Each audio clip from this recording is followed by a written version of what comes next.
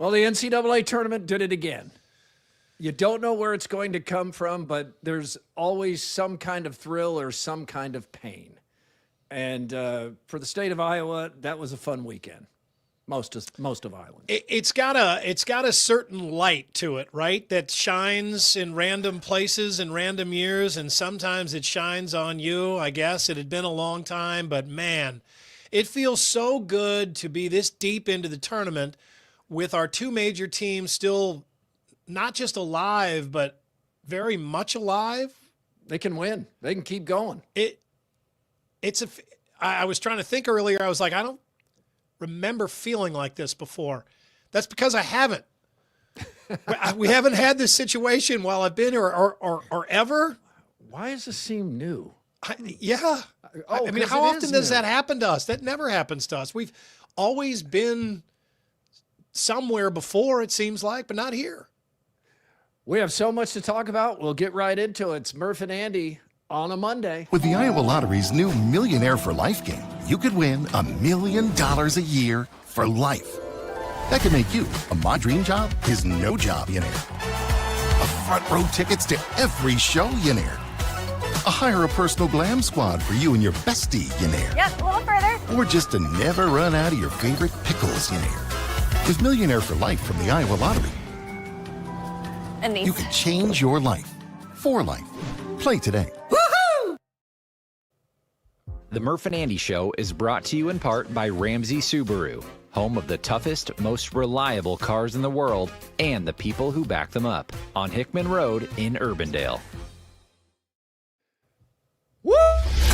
Murph and Andy, talking sports and more, exclusively on Iowa Everywhere. From the Channel Seed Studios, here are Keith Murphy and Andy Fales. A sports and more table setter from Guest House Tavern and Oyster. The Hawks shock the Gators. Cyclones impose will. And Iowa versus Nebraska, Part 3. Got to have a trilogy. Here it comes. And it's in the Sweet 16. Don't forget specials all the time at Guest House Tavern and Oyster. Kentucky Fried Tuesdays coming up tomorrow. The restaurant is closed today. Right now, high or low since our last show. Presented by Wealth Charter Retirement Planning and Tax. With taxes on the mind, it's a great time to think about Roth IRA conversions or backdoor Roth contributions to reduce your future tax liabilities. And Wealth Charter can help you figure out the best strategy to implement there. Make your money work as hard as it can for you. I am going, how else can you go today? I'm going high. I cannot remember a better March weekend. Not just basketball, but we had incredible weather Friday and Saturday. Saturday was so great, I broke out Sigurd out of the garage. Oh yeah, yeah. Well, I took the top off, took the cover off of Sigurd. If you're Sigurd's just listening, it's a Jeep. That's my 85 Jeep CJ7. This was my grandmother's. My grandpa bought this for my grandma. That is an awesome She Jeep. always wanted a Jeep. Anybody put a duck in there? No, yeah, people do all the time. And they had this together. My great aunt Florence taught my grandma how to drive the stick in the hayfield at our family farm, and everybody loves that story. And then this lived at the farm for 35 years. My grandma's older brother was named Sigurd. And he really kind of looked like this Jeep. His face was always sunburned and started to look like his Jeep, kind of flattened. And so when I ultimately bought the Jeep from my parents, and I named him Sigurd and got the personalized plate. So Sigurd stays inside all winter long, but he was so beautiful on Saturday. I wished I did it on Friday, but Saturday was like, I got to do it. I usually don't break them out until around Drake Relays each year. But I broke them out, and I got in Sigurd and drove all around. I drove from my house in West Des Moines, straight down Grand, all the way down Ingersoll, all the way through the East Village, came back, just looking at the nightlife, it felt like everybody in Des Moines was outside on Saturday night. In a good mood. Walking Yeah, around, it was incredible. We sat on our rooftop for the first time. It was I'll bet. fantastic. You could probably hear it. The bars were like spilling out into the streets. I will say, as I was going, walking, running, I was going like east on Ingersoll, and these two guys in these loud Harleys pulled in behind me. God, those things are loud. Some of those things are so stinking loud they shake the ground. I don't understand. It can hurt your ears. They're so loud. I would have a motorcycle if I didn't have a wife and mother-in-law who were nurses and worked in emergency rooms. I get it. That will never let me have that. But I would not have like one of those Harleys that are so stinking loud. It was so loud. I finally just pulled over. I was like, go past me, man. I can't enjoy the nightlife with those things rocking the ground. And then I was coming back down Grand going west, right in front of the Sculpture Park and the Krause building. And there was a fight. Like two girls got into a fight, spilled out into the street, and a whole bunch of teens flooded onto the street, like right by me. I had no top nor no doors. I'm like, man, Did you tell them about our 4:30 a.m. twerking? Maybe they just need a more positive experience. I think that might have been some of the same people. I don't know, but I was like, man, I got to get out of here. So I like pushed through that crowd and got out of there because I didn't know what was going to happen. Then the cops came roaring in there. Man, it was kind of a mess. But anyway, aside from the point, beautiful night, beautiful weekend, and then we had all the basketball. It was such a March high. Yeah, I'm going high too. I think it was the greatest overall Sunday for basketball in the state of Iowa's history. I mean, we had Iowa playing in a women's championship game with 19 million viewers, but that was just the Hawkeyes. We've had teams in the Sweet 16 before. Drake was, if you go back far enough, 1969 was in a Final Four. You and I had the Ali Farouk Manesh moment, but for the most people at one time in the state of Iowa, I don't think we've ever had a better basketball day than Sunday. I mean, the Cyclones go to the Sweet 16, and they just punked blue blood Kentucky. Worst loss Kentucky's had in the NCAA tournament since 1972. Ran their coach. And then, and then Iowa. Look what Iowa did, and we're going to talk about that a lot, but that was just a great day for basketball. The only negative for us is we had to take sound off plans and turn them upside down after 9 p.m., and that's a lot, and we don't have the staff of the Dan Patrick Show, and so we're all running around trying to get to air. And it wasn't, though, like we had written pieces talking about the Hawkeyes losing to Florida or getting blown out. No, it's just that. I expected Florida to win. Well, yeah, but I mean, it's like that changed the entire vibe of the whole day, right? I mean, it did. My What's Bugging Andy was not on, it wasn't dependent on Iowa losing, but it was just like all of a sudden, the entire, like, nexus of the day gets shifted because it goes from what you thought was kind of a predictable day or a safe day to write about something other than that game to becoming a day where you have to write about that game, right? Because you have to have that game in your mind as you're writing whatever piece it is, because it's just that and the Cyclone game. There's nothing else that matters.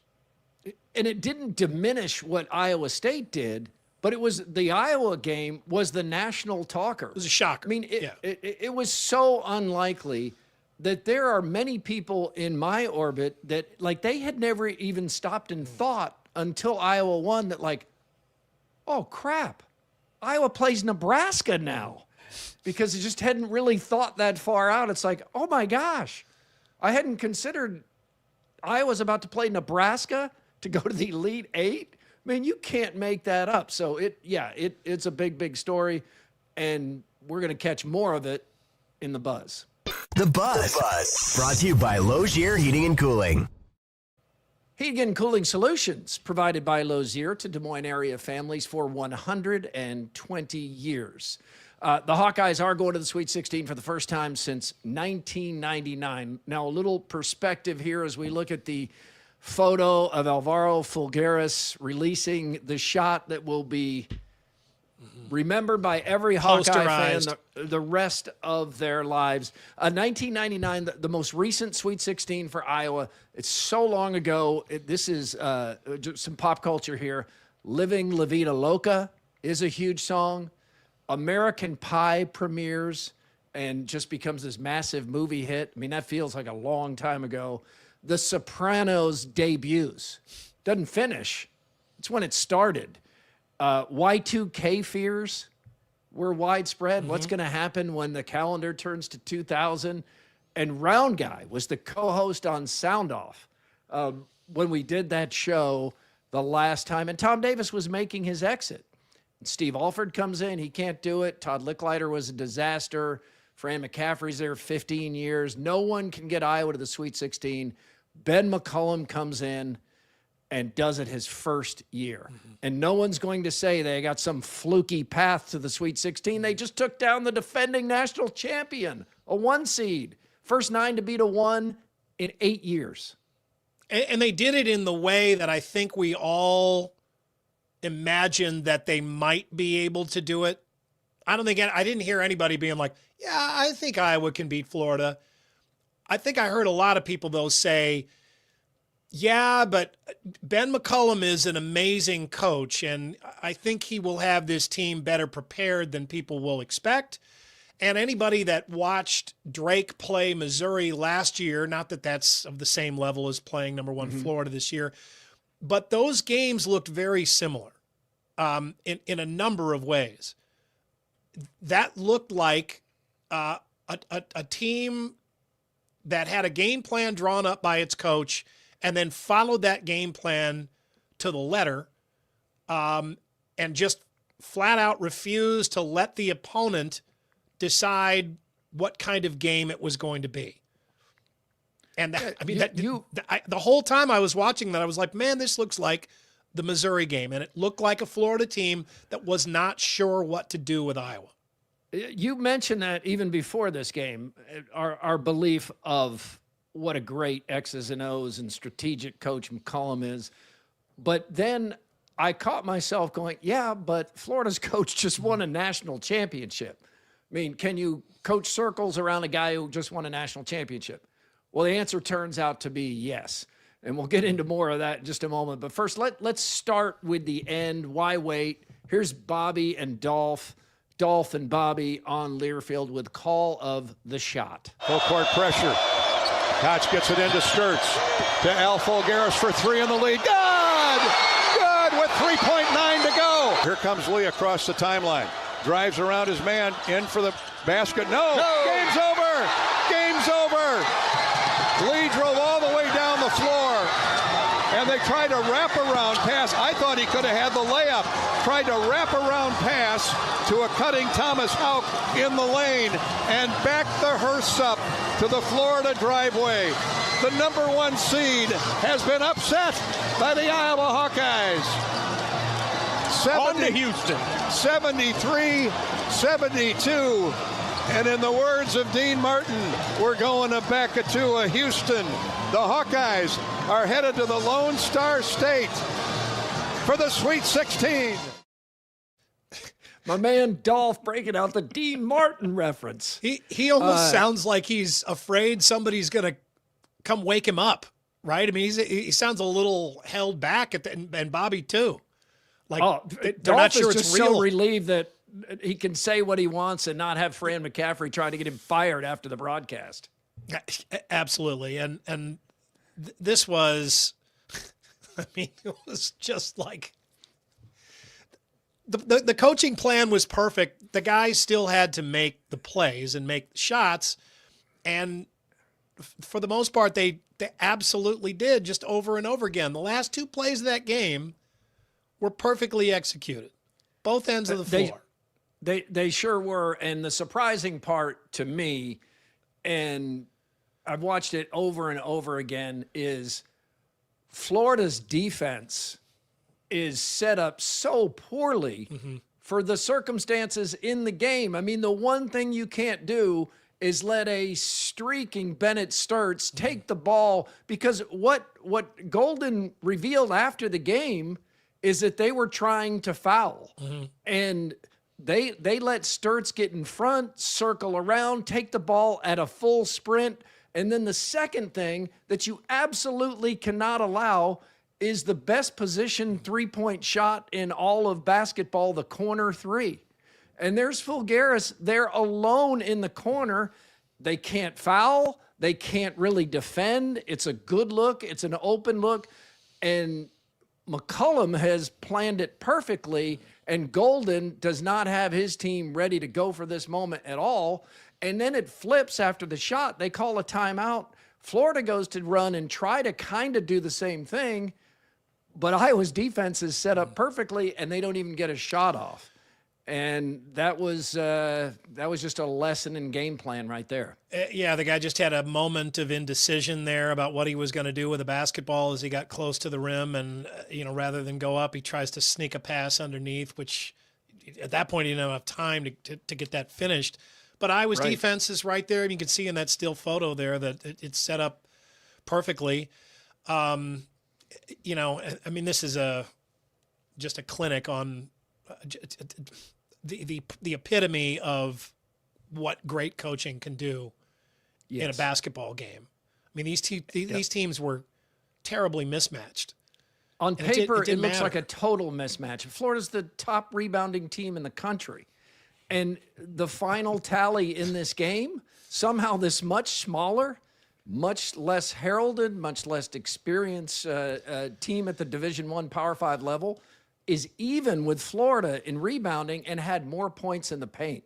I mean, that could even happen is incredible.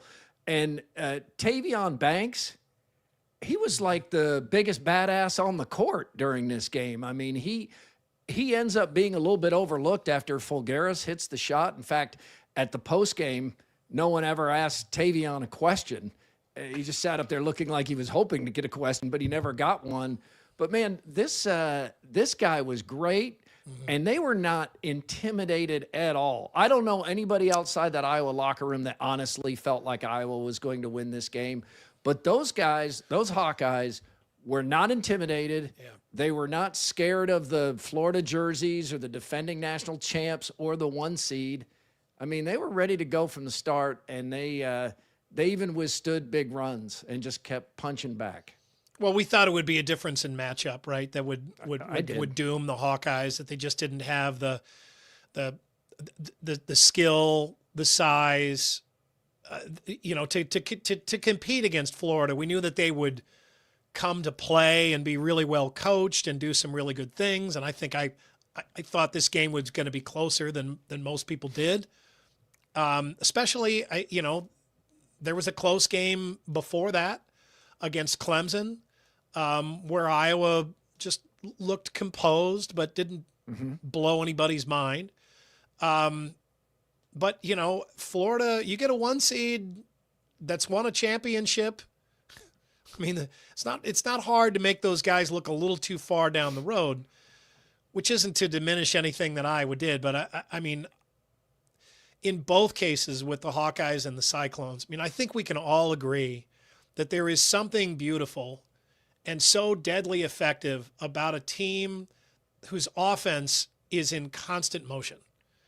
I mean, both of those teams, the ball just didn't stop moving yesterday for the Cyclones and the Hawkeyes, moving around, and the defenses just could not ever really get set up.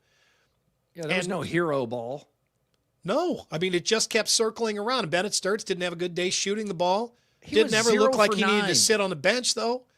Looked like he was still 0 for 9 from 3, and Iowa won. Think about that. Yeah, I mean, as bad as he was, I still was thinking to myself as he's bringing the ball down the floor, you're like, I am fine with him pulling up like he did last year in the Drake K-State game, where he's just like, I'm fine, I'm going to go win this myself. And I've been fine with him doing that.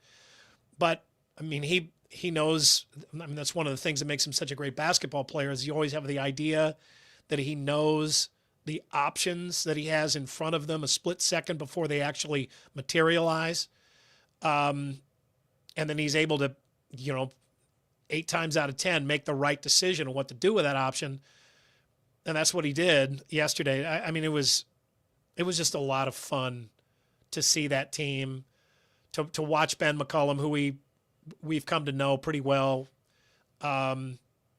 just immediately prove to everybody that not only is he the right guy for the job, but I mean, he's probably the guy that you're going to be able to entrust to assemble just about any parts into something significant from here on out in his time at Iowa.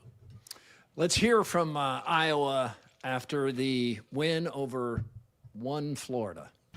Can you start and then I keep going? Yeah, the play was drawn up for me to get downhill, and then this dude came up to me. He's like, "I'm gonna be ready and I'm gonna make it." That's what he did. Did you actually say that? He said that. I said that. You're a crazy man. I did. And he made it. That was me. Yeah. Yeah, he's got what do they say? Ultra confidence. Yeah, irrational confidence. That too. I love it. I mean, I work a lot to be I know where I am right you now. do. So, I know. Just so yeah. I'm straight on, and so that was kind of if we can get an advantage, get an advantage. So we got the advantage. I saw him wide open. I was like, shoot it, and he let it go. And once it got in the air, I saw where it was going. I was like, yeah, that's going in. And it went in. I started screaming and yelling. We had already told the bench, no matter what, stay on the bench. Let's not have any incidents. So, I was just so ecstatic. I knew it was going in because, I don't know, he just has that confidence. And, I don't know, I just had a weird feeling. And then our fans showed up. I mean, Florida fans, I don't know, it was like 80-20%. But I felt like our fans were just as loud. I just inbounded the ball. I was running down the court. I was at the top of the key probably. It looked good, had good arch, backspin, swished. Cooper Koch, I covered his dad in their most recent Sweet 16. That tells you how long ago it was. I was in the locker room interviewing his dad, who had a pretty good game to get them to the Sweet 16. And then Cooper Koch hit a big shot. He hit a 3 when Florida was looking like they were going to take the momentum and go on to win by 5 or 6 points. He hit a huge 3. So, they get it done. Man, they're happy. There were, I don't know, at least 2 or 3 different times where Bennett Stirts threw passes that I think I even said aloud, where is that ball going? That ball's going out of bounds. And it was right on.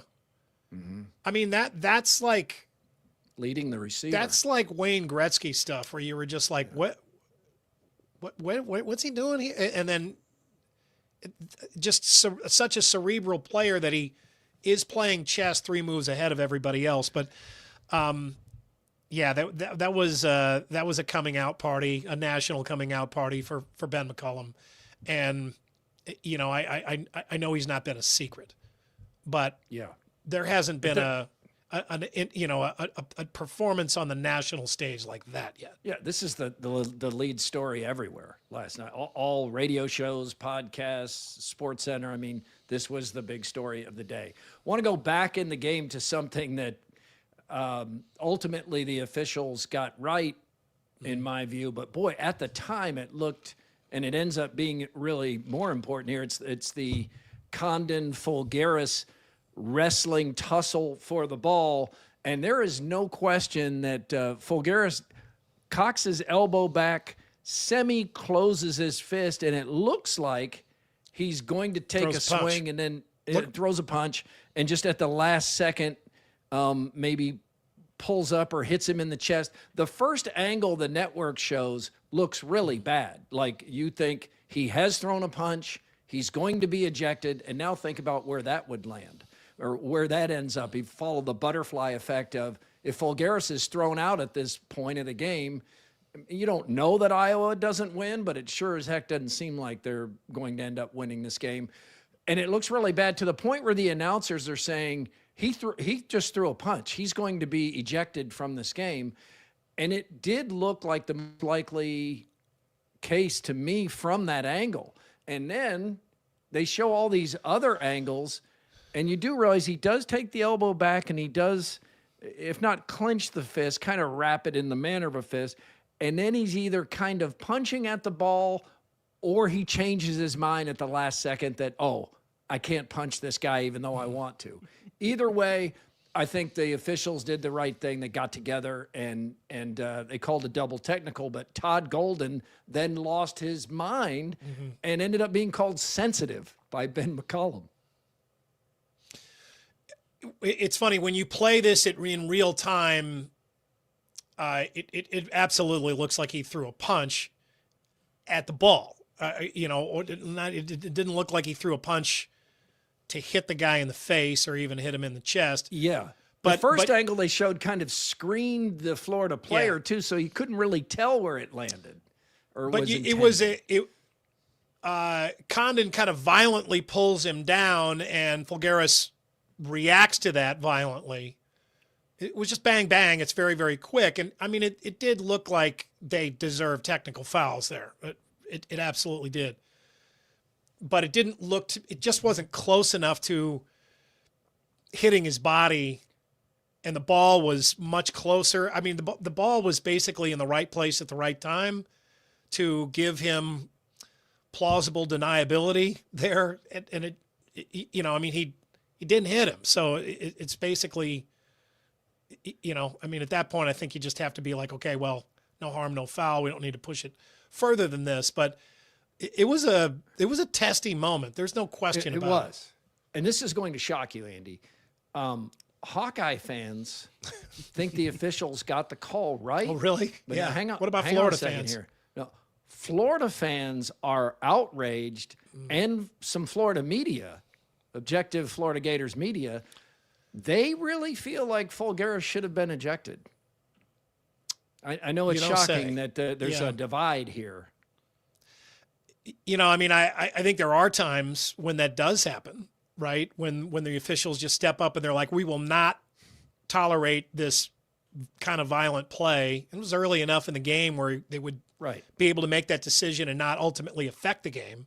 Maybe try to get control of the game. Trying to get control of it. I mean, we see that kind of stuff before. I mean, obviously, I'm glad they didn't do that at that point, but I don't, if things had escalated from there and it continued to be a problem, I think you could point back at this and be like, the officials didn't do enough. They should have done that to keep a lid on the game, but fortunately, the coaches and the players themselves did keep more of a lid on it after that. And if you are wondering, why, if you're watching Sound Off last night on WHO 13, or you're watching this and thinking, well, why don't we see this? Is we're really restricted on how much we can use video, when we can show it. Like last night in the late newscast, we had a limited amount of Iowa State footage we could show because it had been in the earlier first session. But the night session, even with the game over, it's still going because Alabama's playing Texas Tech, so you can't show any footage at that time. So if you're wondering, that is the reason why. Let's go back to Folgueiras for a moment, and something much nicer than this scrap he was in with Condon. And it's just, you could see he had that really lengthy hug with his mom after the game. I think this is just the second or third time his mom has ever seen him play in person. And Folgueiras' dad died when he was 9 years old, which is why he pointed up after he hit that huge three. And he was asked in the postgame at the podium about the relationship he has with his mom, who is... I'm so lucky to have her as a mom. And she hasn't seen you play in 2 years. Yeah. She saw me with the national team this summer, but in college basketball, she came to one game when I was a freshman, and I didn't even play much. So yeah, I think she coming back after 2 years, and seeing where I am right now and how much I worked for be where I am right now is, for her, is a great feeling, because she sent a 16-year-old kid to America without knowing any English, without absolutely anything but dreams and hunger, and this one is for her and my dad that is watching up there. That's awesome. Another little known fact, he actually bought Mark Freund's ID from him a couple of years ago. He's been using it to buy beer. And he constantly hears in Iowa City, you're taller than I expected. Yeah, and Freund isn't short. No, He's a tall but dude. a little taller, and the accent throws people. And I'm sure he Freund just does says, speak with an accent, though, after a long night. a Marquette accent. One of the things that everybody can move past now is this ends all discourse, all of it, on whether it was time to fire Fran McCaffrey. It was past time. Was anyone Yeah, trying to there were still maintain some, that there were some discourse? apologists hanging on. There were still some that are like, no. There's one. Well, they burned their own Barstool houses Sports down to They had to defend finally him. give it up today. Yeah, but I mean, this guy had Garza, the Murray twins, Wieskamp, Bohannon, both Sanfords, and others, and never got to the Sweet 16. Ben McCollum comes in here with players from Northwest Missouri State and Drake and beats the number 1 seed and is the first guy since his coaching hero, Tom Davis, to get a team to the Sweet 16. And one of the things I think the most striking difference, and I'll ask AD, who I know respects both these coaches, but the most noticeable thing to me was not just the difference in defense, because we know McCaffrey's teams didn't really play defense, but toughness. How about the Iowa toughness in this game against Florida? That's what stood out to me. It's like you're, including the coach, you're not pushing us around. Yeah, I loved that. And I mean, really all season on Buckets, I've talked about it a few times where I've had to kind of rewire my brain as a fan of this team and this program because for so long the other team goes on a run, Iowa has a field goal drought, and the game gets out of hand, and Iowa never fights back. And time again, Iowa would kind of slip behind in these games against good teams, and they'd always fight back. And they wouldn't always win, but they'd always make it close, and you're exactly right. The toughness, the defense travels, that's fantastic. And yeah, it's just this team this program has already taken on Ben McCullum's identity, and the fan base isn't far behind. So yeah, this is fantastic. I think there was one point that really impressed me late in the game last night. I think it's a 1-point Florida lead, maybe a 3-point Florida lead at that point, and it's feeling kind of urgent for Iowa. They're running out of time. They really need to just get a really good shot. The first moment they get a really good shot, they need to take the shot. But they didn't. They stuck with the game plan and continued to bleed the shot clock down. And then I just watched them. I was like, oh my God, they are just completely staying in their game plan here. It doesn't matter what the clock is. It doesn't matter what the situation in the game is right now. There's still enough time where Ben McCollum is like, no, I'm not letting up on the reins here. We are sticking with the plan. And they did, and they put points on the board. I mean, it's just the idea that a team can be in that situation in this tournament, a point that they haven't been since 1999, and not get the slightest bit rattled to where you might just, settle for an otherwise really good-looking shot is astounding. I mean, so few teams would be able to do that in that situation and not just be like, look, man, we just got to play a little street ball here. No, they did not. They just continued to move the ball around, bleed the clock down like they'd been doing the whole game, continued to dance with who brung you until the very end. And the sound-off survey for a while yesterday was, be honest, do you find yourself kind of cheering on Nebraska men's basketball? Because it's a likable team with a local legend, Iowa State, Ames legend, Fred Hoiberg. And, they had Price Sanford out of Hawkeyes as the star of this team. And they had never won a tournament game. And now they've won 2. And then that all goes out the window now because we get the sequel, or we get the rubber match in what has been a really heated series this year in basketball. You had the phone incident and the court storming in Iowa City. Then you had the game go to overtime, right? That game went to overtime in Lincoln. So now they're going to play again. And the Nebraska fans, much as we give them a hard time, in fun. But man, they were so loud in Oklahoma City. They broke the Thunder's decibels record. They just took that building over. They are so hungry for a winner. I mean, they are all in on men's basketball now. Yeah, but I mean, come on. They get this far and they got to deal with the damn Hawkeyes again, right? I mean, Iowa's standing in front of them again. Are you kidding me? You think this is Charlie Brown? You think the football's getting pulled? Absolutely. Yes, I do. I mean, they cannot buy a Hawkeye-free situation. I mean, they cannot. Iowa go to the Elite has been Eight. ruining everything for them forever. Now, it seems like it goes back to 99. It doesn't go that far, but it goes back a long ways. I mean, they finally care about basketball and who is standing in front of them. The one thing they cared about for the longest time, Iowa took away from them. They finally weaned themselves off of football, like a little bit at a time. You know, they were putting sawdust in their food until the point where there was no football food left. It was just sawdust. So they switched to basketball. And now they're all in on basketball. And God damn it, who steps up in front of them? The Hawkeyes. No, not again, the nemesis. What? I thought basketball was a Hawkeye-free zone. Oh, my God. I mean, can you imagine? I mean, they have to be thinking about this. Maybe they're not versed enough in basketball. They are. I mean, they're like, oh, my God. No. It's their kryptonite. Before we came on, I checked StubHub for the cheapest ticket that you can buy for this game down in Houston. Yeah. Starts at $4.20 a ticket. And you can get into the thousands pretty quickly. This is only going to grow. I mean, it's Nebraska and Iowa in Houston. I see Iowa Chill called it the Sweet Corn 16.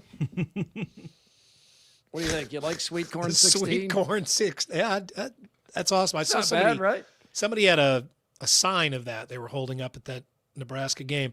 Dave Zavolinsky, our friend who works over a news anchor over at WOWT in Omaha, listening live right now. He texts, "Thank you, Dave." Huge debate among Husker fans about how bad this is.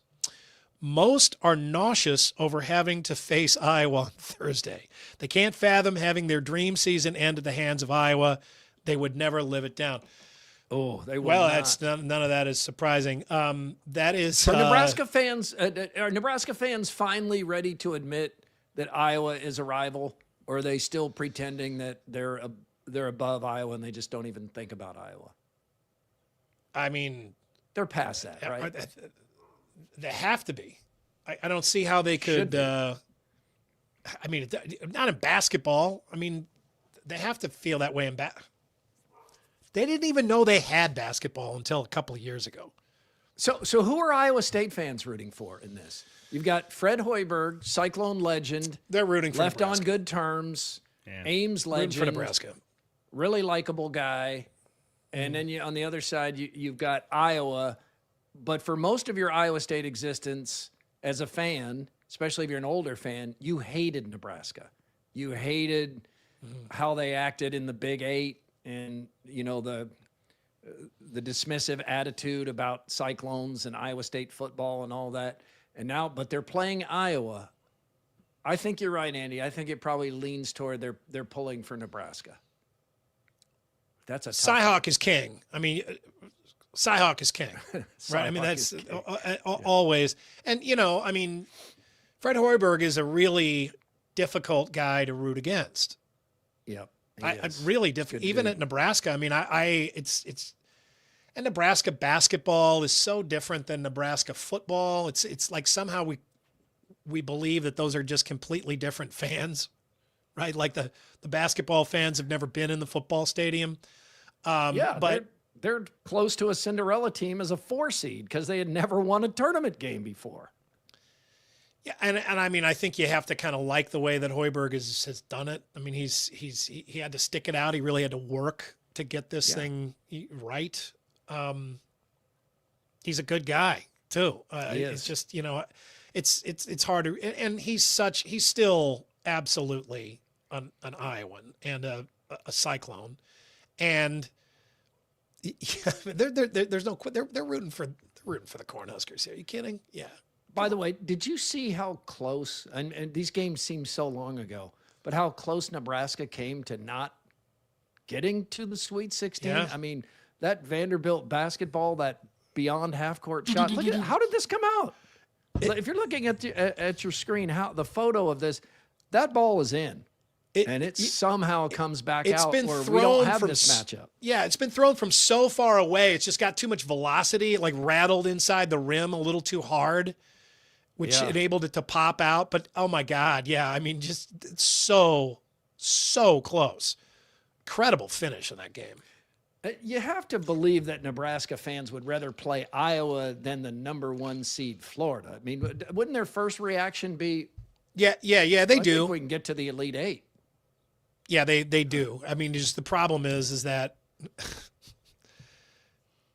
I don't know. I mean, Iowa just has their number like nobody has ever had their number before in anything.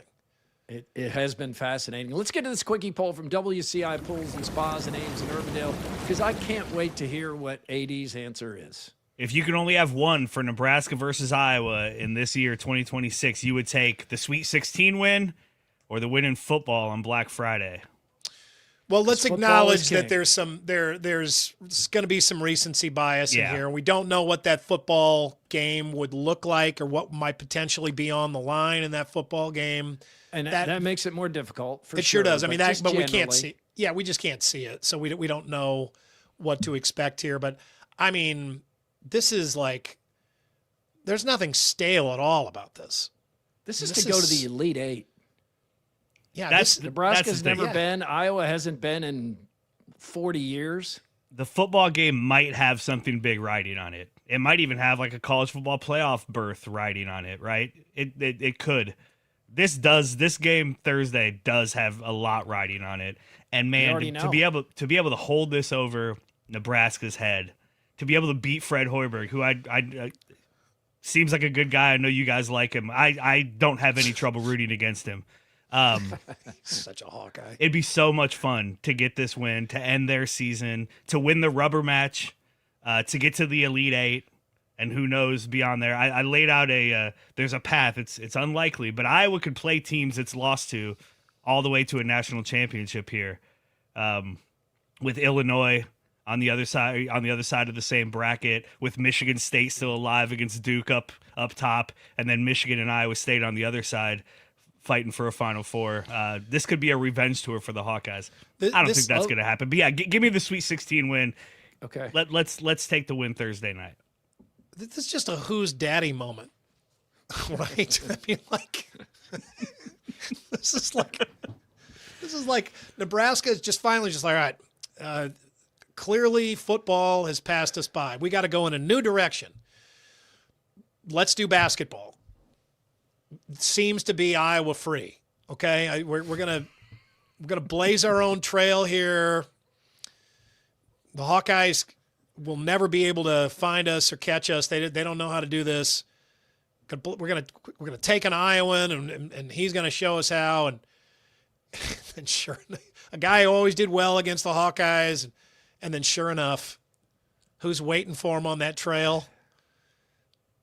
Damn Hawkeyes! Oh my God! And then if they beat, it's just like it's going to be nuts. I can't think of the. I mean, there are like some really funny potential like SNL skits that you could, come up with about this. I mean, it's just like Nebraska just really feels like it's finally found a pot of gold. And as they're reaching down to dip their hands into it, they look across the pot of gold, and there's a Hawkeye just taking a whiz into it. Confluence, the official beer of Murph and Andy. Confluence is where right now you can find Downtown Throwdown, the March Madness beer that we've partnered up with for many years, and many people enjoyed a Downtown Throwdown this past weekend. You can find it in stores and bars. Let's move to Iowa State. Iowa State breaks Kentucky's will. Even at halftime, when it was a one-point game and a cold shooting start, The Cyclones forced 20 turnovers, and even without All-American Joshua Jefferson, it looked like this was going to eventually turn because of the relentless pressure. I'm sure there were some coaches like calling their players over to say, watch this. This is how you play defense. I mean, the 5 of them just on top of the Wildcats. And they eventually, as Nate Heisey said they were trying to do, they broke Kentucky's spirit. And Andy, it reminded me, it's a different sport, but and I'm going way back here, but I remember, and I think you do too, a time where Penn State football came to Kinnick Stadium and Bob Sanders and that Iowa defense, they hit the Penn State players so hard over and over. It was such a physical game that the Nittany Lions look like they wanted to get on a bus and leave at halftime. They look like they don't want any more of this game. And that's eventually what happened to Kentucky. They just, if they didn't quit, they just were done being hounded like this. Iowa State was terrific in this game. Well, let's go back to Friday and Jefferson going down. Okay. Which is such that's been since the last show, hasn't it? Jeez. Yeah. Seems like a week ago. It was such a kick to the stones to lose him like that. But I don't think I'm standing around with a bunch of hardcore Cyclone fans, and I don't think they really even had time to get into the George Niang comparisons. 12 years ago, 2014.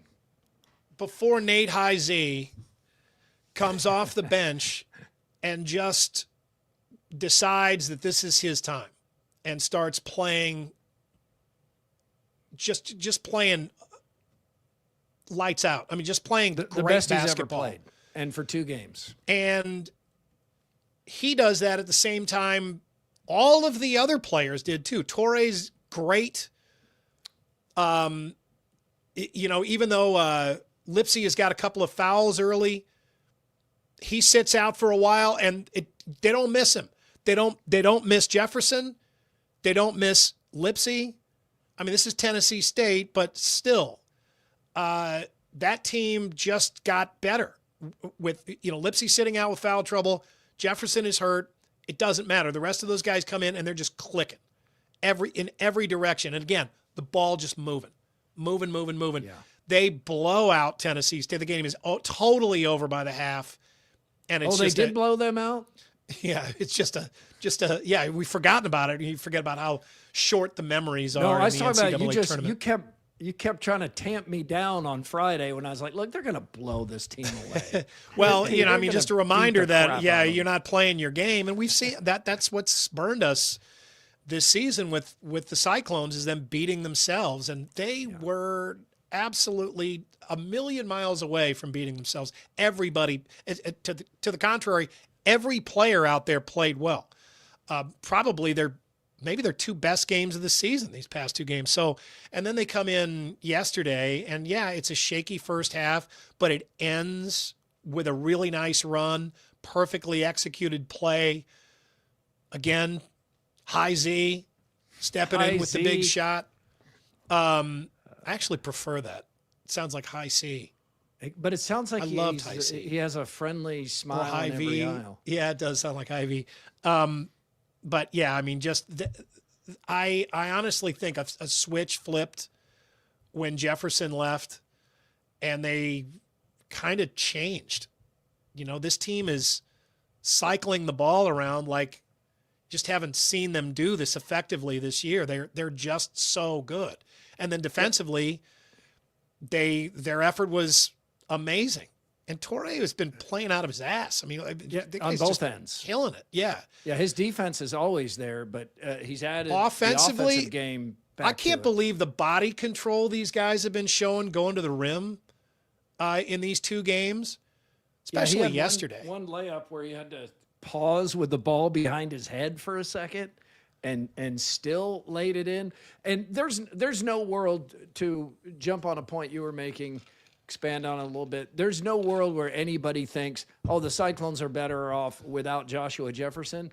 But with good coaching, and TJ Otzelberger is obviously a really good coach. This is 3 Sweet 16s in 5 years.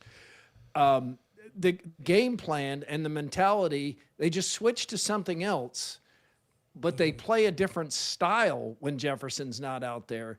But if the guys play the way they've played those 2 games without Jefferson, they do some things better than they do with him. Not all things. They're smaller. But if Heisey and Toure play like that, and Lipsey, when they needed him, had the game of his life. That's the best. He had like 26 points, 10 assists. He was phenomenal. 5 steals. Yeah, and really didn't need that game out of him. I mean, they just got it, right? I mean, they had everybody, all the other Pistons were firing. But Jefferson is one of those players that, when things bog down a little bit, I mean, it seems like the offense kind of leans on him to create his own shot and be kind of the focal point. And without him in there, it's like they just are like, okay, we're just going to cycle the ball around. We're just going to move this ball around. Or should we spring Momcilovic as much as we can? Yeah, sure. Okay, we'll do that for a little while, but then let's switch it up and see who else might get hot. See who else might want to, run to the rim. They had so many options. I mean, early in the season, we were saying this over and over again. It just looked like a team that just had way too much depth, too many different options. They're just going to be a great team this season. There's just too much. And then when they start, clenching up and looking like a team that all of a sudden just maybe has 1 or 2 guys that can create their own shot, they're losing games that they shouldn't win. And now they are back to playing the type of basketball where it seems like they almost can't beat themselves because they're just moving it too much and giving too many different guys too many different options. I mean, guys like Bateman could barely even get in on it, right? I mean, in off the bench. I mean, he was still good when he came in, but they didn't ever turn to the bench for solutions in these 2 games. I mean, the bench, they turned to the bench just to give guys a breather, or in a couple of instances to take care of guys that were in a little bit of foul trouble, but they were really never really didn't have any problems with that either. So, I mean, they were a joy to watch, especially yesterday. God, that was fun. And Kentucky is such a team that's not all that far away from St. Louis, Lexington.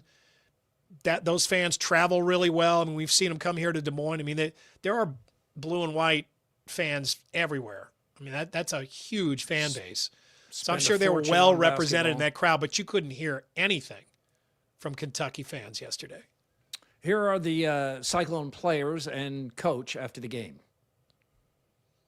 Defensively, our pressure as the game wore on continued to pay dividends for us and generate turnovers, be able to score off of our defense. And, for us, we take so much pride in the habits and the things we do every single day. It's just flying around, playing together, all 5 guys. It starts with me and Killian with the ball pressure, but it's just staying on a string and flying around. We get them in, the short corner. We have a physical trap, try to get them to, turn it over. But it's just, playing together. That's what we do. That's what we've done all year, and we're going to continue to do it. Just felt like we were making threes, they were turning it over, and then that's when we go on those long runs. But it feels really good to do that because it shows our mental toughness and the team's toughness in general. Second half, we kind of took over, hit some shots. We knew we weren't going to play that bad offensively 2 halves in a row. We were going to hit some shots, and that's what we did. And it feels amazing. You watch it growing up on TV, and everybody talk about Sweet 16, Elite 8, Final Four, and stuff like that. So to be a part of a Sweet 16, it feels great. Growing up, you kind of dream of this, playing in this NCAA tournament and kind of making these runs. So super excited to get out to Chicago. Seeing so many people step up, Heisey's playing great out here. Killian's getting his confidence back to where it was in the first half of the season. So seeing everybody step up is just really good to see. Yeah, Joshua Jefferson, MRI today. Haven't heard yet what the results of that are. Previously, we had heard there was no structural damage. I think it's pretty clear he's not going to be able to get to 100% by this weekend. The question will be, can he go at all against Tennessee? I think they can beat Tennessee without him. Tennessee lost to Kentucky twice. We saw what Iowa State just did to Kentucky.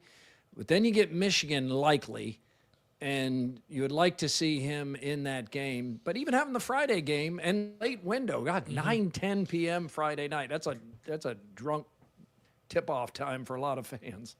It's laid out about as well as it could be for Iowa State, right? And I mean, it's either going to happen or it's not. I mean, and you don't sense the same type of just kind of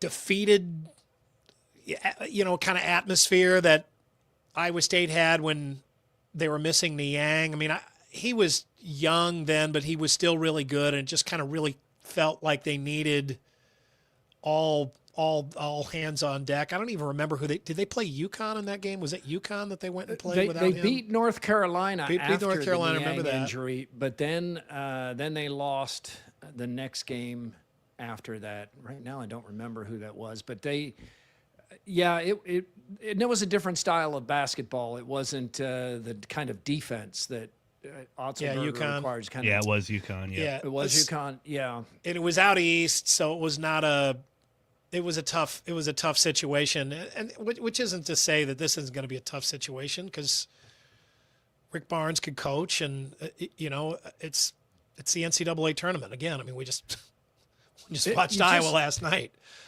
Stuff happens, but he's a good coach. Yeah, and they play defense too. Sure, yeah, but man, they look like an octopus out there. I mean, they just had everything going, and we didn't even touch on the defense. I mean, the defense was just Kentucky looked like it didn't have a plan. The defense was relentless. Yeah, they didn't want to be there. Yeah, they tapped out. They kept knocking the ball away. I mean, their point guard situation was just alarming.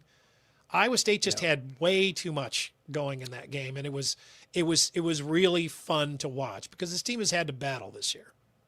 There's no question that Cyclone fans, when it first happened to Jefferson, especially kind of a freak fluke, just foot folded up on the landing, Chris Williams pointed out, the arena went basically quiet for just a long time, even as Iowa State continued to do well. And it's not because they were worried about that game, but they just want to see what this team can do. And that's why you'd like to get Joshua Jefferson back is, if Iowa State doesn't win the whole thing, you don't want it to become one of those what-if years. Like, that's all you ever hear about 2014. In fact, at the Des Moines Athletic Club, there's a banner hanging of national championship if George Niang hadn't broken his foot. I mean, you don't want to have. What is those that? 2016? Is that when that was? 2014. 2014. Jeez, that's been a long time. Yeah, been a while ago. Right, and you don't want that. You want it to be at full strength. There were a lot of we can't have nice things texts that were floating around out there in Cyclone Nation after he went down, and because it does feel like, there's this snake bitten vibe that kind of rears its head. No one's giving up, but well. It's a bummer. It is an absolute bummer. It remains one until he gets back out there. We need to move on here because we got a busy day ahead of us. But UNI St. John's, not really reason to spend much time on this. It's exactly what we expected. If Florida Iowa wasn't what we expected, this was exactly what we expected. It was a mismatch. It was never in doubt. It was 13-0. St. John's, Red Storm. Coach that's good at the NCAA tournament. Mm-hmm. Yeah, so that was over quickly. The Iowa women are playing right now. It's halftime. Down 5. Yep. Iowa's 28-23, Virginia. Yep. Iowa scored 23 points in the first half. Wow. Ava Hayden only played 8 or 9 minutes due to foul trouble, and they were really cold in the second quarter. So Monday afternoon, you have the top draw in women's basketball according to Nielsen. Combination of ratings and social media traction, Iowa is the top women's basketball draw in America this season. And the NCAA and ESPN decide to put them on Monday at 1 p.m. I mean, there must be some reason for this, and you have to do what you're told. But what's the thinking behind that? This makes no sense. Why would you put your draw on a Monday afternoon? People will find a way out of work on a Friday, even a Thursday, Monday's but harder. a Monday? Yeah, especially after you just had a Friday where everybody did find a way out of work. And then, so like John Sears, who's over there covering it for WHO 13, And Iowa sent out this notice. They're like, whatever time you think you need to leave, leave earlier. The media had to park at Finkbine. Do you know how far that is walking with equipment over to Carver golf Hawkeye course, right? Arena? Yeah. What? That is a long haul because most of the parking, especially with the construction around Carver Hawkeye Arena, on an afternoon weekday, those are taken up by professors and workers and people who have assigned spots. So there's like no parking there. So they're busing people in. And I haven't heard, AD, maybe you have, you've checked down this more than me. What's the crowd like at this game? Because I know they've had all these sold out games. That's a good question. I haven't heard. It was hard to tell on TV. Let me. I'm gonna text my dad who's there. And I'll tell you what it's like. update. It's not happy. Hawkeyes 1 of 12 from 3 in the first half. Well, I know it's not a happy crowd right now. Down 5. A lot of game left to go, and Iowa certainly didn't look good against 15 seed Fairleigh Dickinson. Andy, what are you doing? You seem The like dogs are barking at the city of West Des Moines workers. They've opened up our fire hydrant out front, and the yard is flooding. I don't know what in the world they're doing, but the dogs are going nuts. Yeah, they are. I don't know what they're doing. I wish they could wait a half an hour. Sorry about that. The Iowa State women, their season ended with a thud. A top 10 team at one point, and just something's off. Something's off. I know there were some injuries in the middle of the season, but like this, the offense looks stagnant and predictable. I mean, it's just throw it down to Audie Crooks, who can score virtually at will. Had nearly 40 points in this game, but they'll trade 3s for 2s, and teams seem to have figured out that they can storm right down the middle and not be defended much. And it's disappointing. I mean, Cyclone fans are disappointed.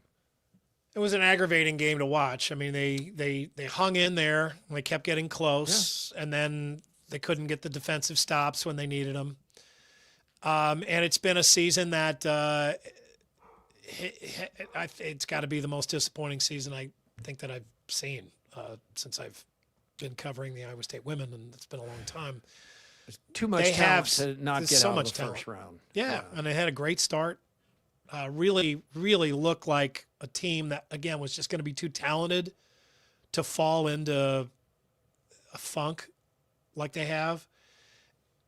And I don't know. I mean, something needs to that team needs to shake something up. Something needs to be shaken up. I don't know whether it's coaches or players or both, but I mean, it just really does seem like they've kind of hit a ceiling where this has been predictable and they get a good start and then they come off the tracks and just can't ever get it back on again. And, a couple of years ago, it looked like they may have something in Audie Crooks that the rest of the nation just couldn't stop, and she'd be, able to single-handedly carry them.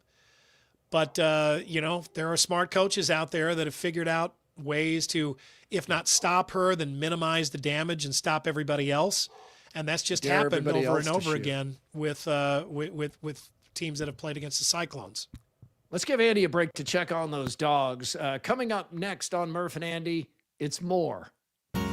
For years now, you've heard us talk about Lac Seul Evergreen Lodge, the incredible Canadian fishing lake a day's drive from central Iowa. Well, let 2026 be the year you plan your ultimate fishing adventure in the Canadian wilderness on the incomparable walleye factory, Lac Seul. Morning with the sun rising over the Western Ontario scenery. Days on the water with your close friends or family. Evenings in the furnished cabins enjoying walleyes fresh from the lake. They add up to a lifetime of memories. There are still late summer and early fall spots available, and you'll find more information at LacSeulWalleye.com. Nate Bargatze. It's a lot to have 2 dogs because you got to open the back door and let 2 dogs out. Big Dumb Eyes World Tour, Casey's Center, Friday, April 24th. Tickets available at NateBargatze.com. Nostalgia THC fruit seltzers in quirky flavors like orange dreamsicle, caramel apple, and grape soda. Refreshing taste, cosmic vibes for your mind. Pick your groove.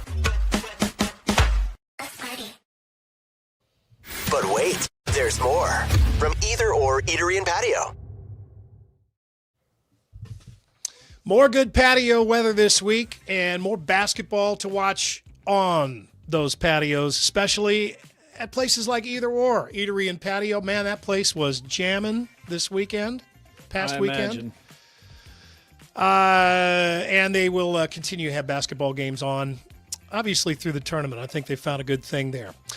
Florida man in Miami has been arrested and charged with 41 felony counts after throwing glass beer bottles off the balcony of his 41st floor apartment.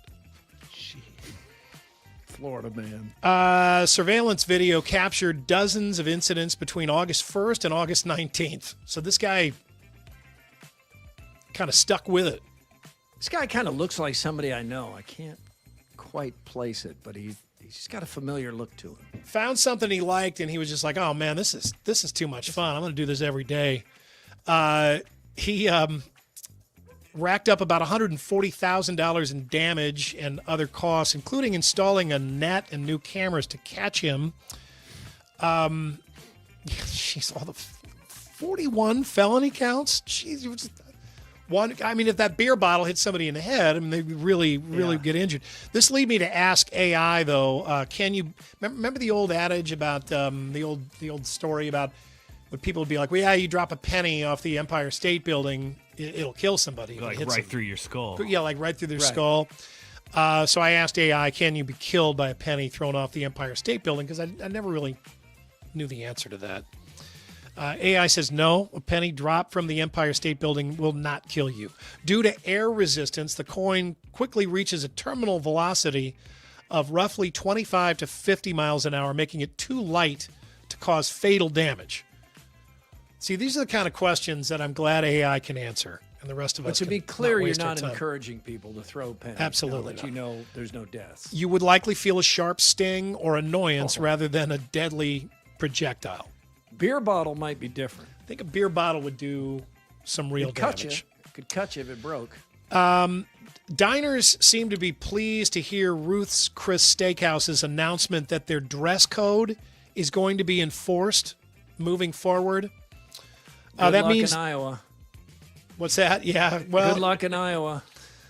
I don't know. I feel like people are usually T-shirts, dressed up shorts, in there. flip-flops, hats at the table.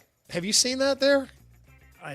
Well, no. I'm just thinking of fine dining. I have eaten there, but I didn't pay attention to what anybody was You didn't see anybody wearing a ball cap. I don't understand why people would do that. You would not dress up to go to a nice restaurant or not respect yourself. We've gotten really like that. casual. I mean, and not just at your wedding. Also church. There's any... You mean the There's collective we here, right? Not Yeah, yes. you We've gotten specifically. really casual. Not you. That means those who insist on wearing ball caps inside will have to hang exclusively in the bar area at Ruth's Chris. In addition, the business casual policy means no one will be permitted at all if they're wearing gym wear, pool attire, tank tops, clothing with offensive graphics or language, revealing clothing, or exposed undergarments. And you know they don't set those rules unless people have actually done this kind of stuff. Correct.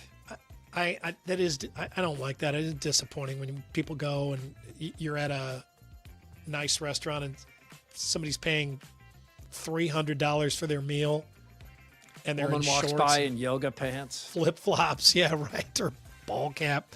Remember The Sopranos where the guy's wearing the ball cap to Artie Bucco's restaurant and Tony just gets up and tells him to go take it off. The guy's like, yeah, mind your own business. And Tony just kind of glowers over him. The guy takes his ball cap off. Everyone's like, yeah, that's it. That's one of those moments where you like Tony.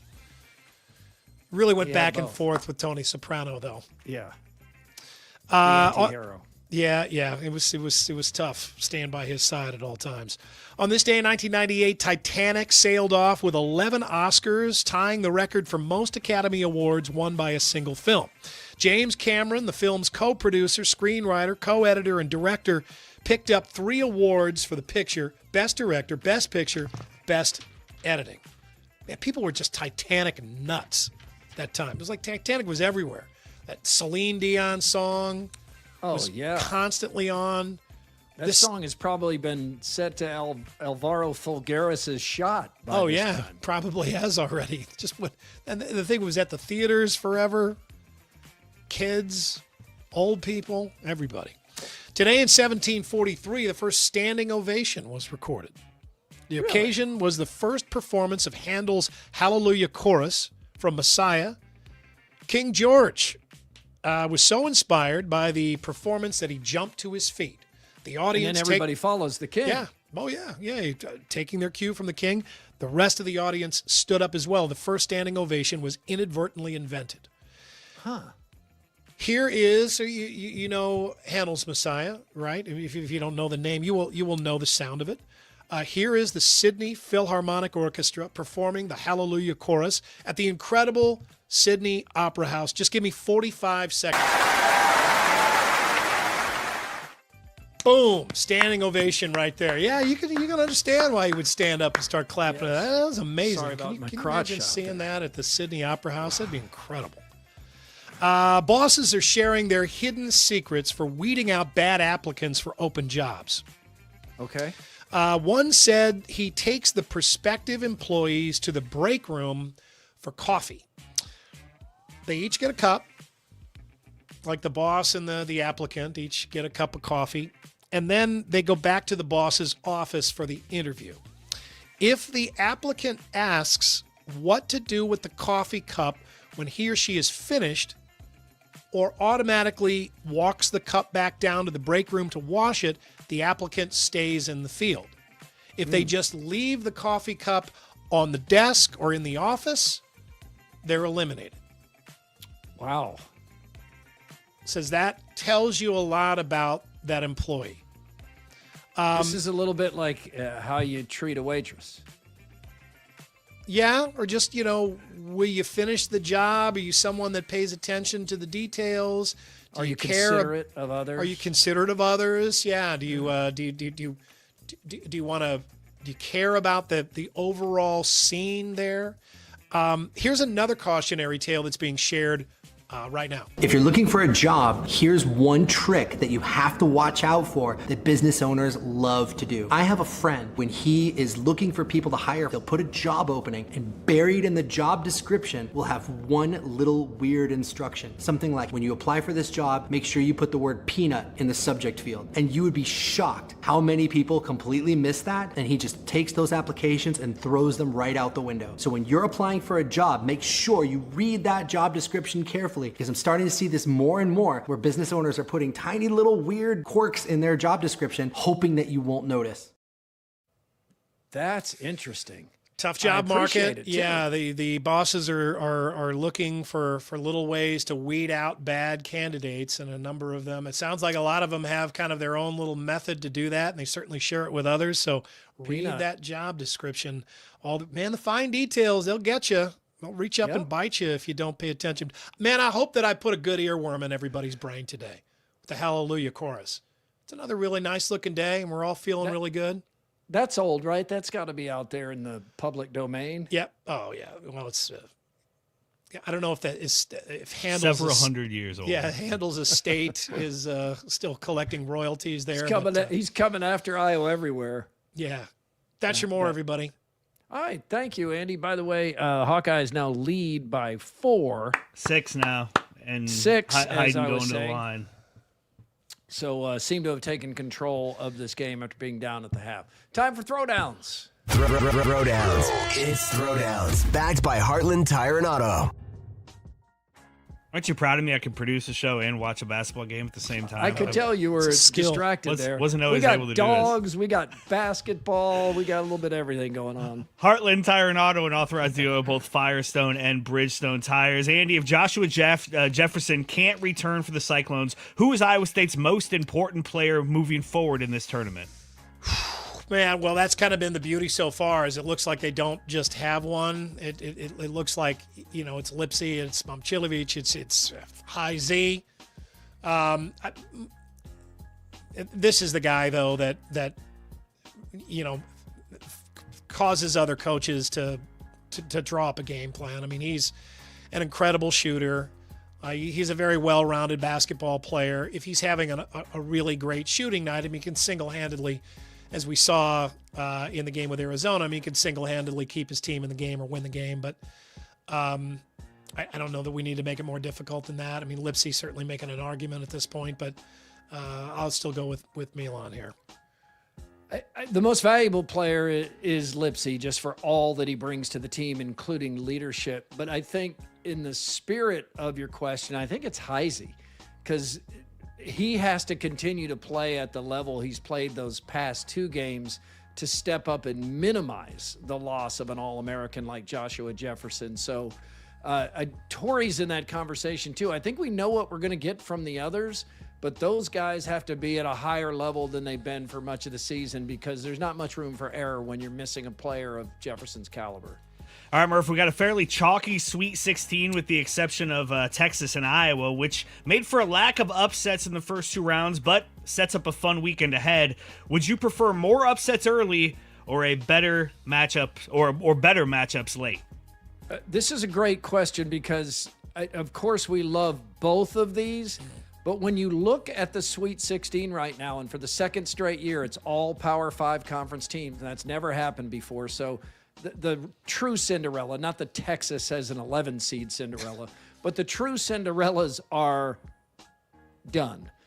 But when you look at these matchups, I think it's even better, because you're not getting Cinderellas necessarily, but we're seeing some great finishes to these games. And as you look at these matchups, you don't have some team that you know is about to hit the wall and has already won their 2 games and really aren't going to put up a fight against this team they're overmatched against.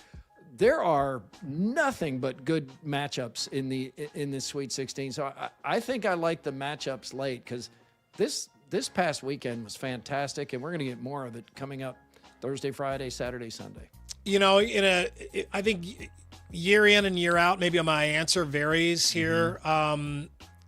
That's the great thing about the NCAA tournament. At least it has been up to this point. It does kind of feel like maybe it's turned a corner here, and we won't have, Sweet 16s loaded with underdogs from here, or big underdogs at this point. But after this point, but I mean, for right now, I'm still not sick of this. I think it's still it's fun and it's fresh, and I'm just fine with what we've got right now. All right, Andy. Sweet 16 is on my mind. How old were you when you got your first car? Like it was like turned over to me. Yeah, and, your car. I mean, it was 16. I was 16. It was a hand-me-down. It had been handed like from my aunt and uncle to my parents, and from my parents to me. So it was old, but it was like exclusively mine to drive when I was 16. Nice. It was off to college for me. That's the first time I had a car that I didn't share with my mom and my sister. Up until then, it was a shared car, and I think that's probably why once I got a job and I overreacted, I wasted so much money on cars in my 20s. Like, I kept wanting a new cool car, or I'd have a car for a couple of years and I'd want a different car because I saw something that caught my eye.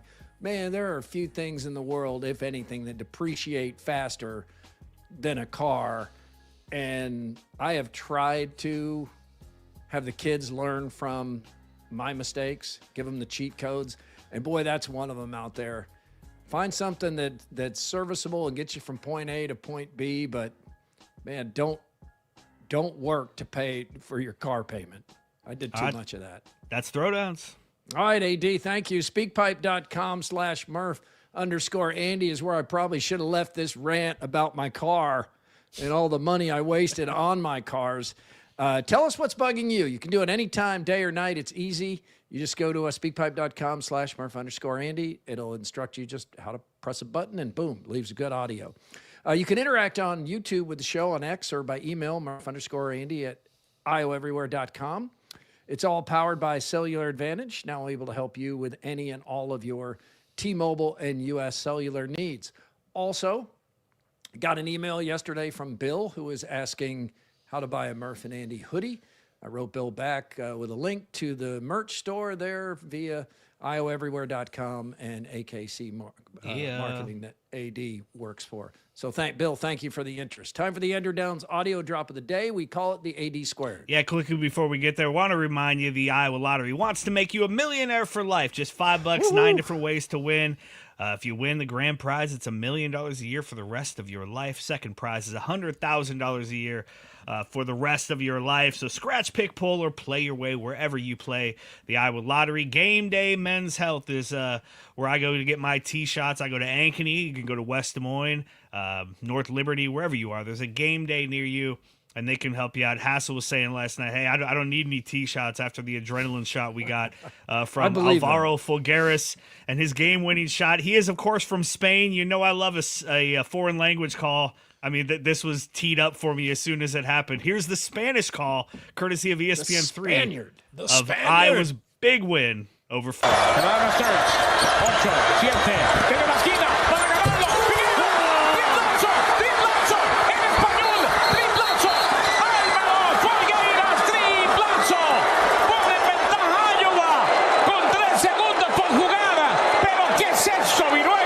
¡Qué tiro de Folgueiras!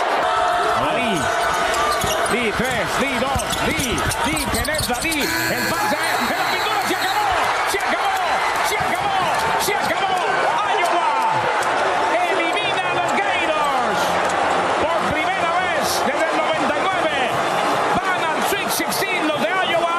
Los Hawkeyes eliminado el campeón defensor. ¡Qué locura, don Pablo Viruega! God, it's great. I love Iowa! highlights. Yeah, where the Nat sound is cranked so high, where it just seems like the play-by-play guys are in the crowd, like just sitting on the bleachers with everybody else, drowned I'm out sure almost. it was loud, but that was mostly a Gator crowd. But wow, what a game for Iowa. Quickie poll results from WCI Pools and Spas. If you can only have one for Nebraska versus Iowa in 2026, you would take the Sweet 16, a win in the Sweet 16. That's game coming up next, or win in football. This is not close right now. 75% say, give me that basketball. Not a surprise. Ask this in November. It may be different, but I don't know. We'll see what happens. It might be. We'll see what happens. Yep. God, that's going to be crazy. Thursday night. Thank you for being part of Murph and Andy here on a Monday. Don't forget that two guys, I believe, on Wednesday live at night, right? Do I have that correct? Yeah, we're going to have a busy Wednesday. I know we have legends and listeners in the morning. We will be live at 1 o'clock. And then, two guys are going to go at 7, and Buckets will follow two guys. Two guys is going to suck our wake. You better bring it. Make it easy to get the show by liking and subscribing. We're back Wednesday. Oh, AD, I can already picture. Yeah, I can already hear it. We're back Wednesday. We hope you are too. Oh, my God.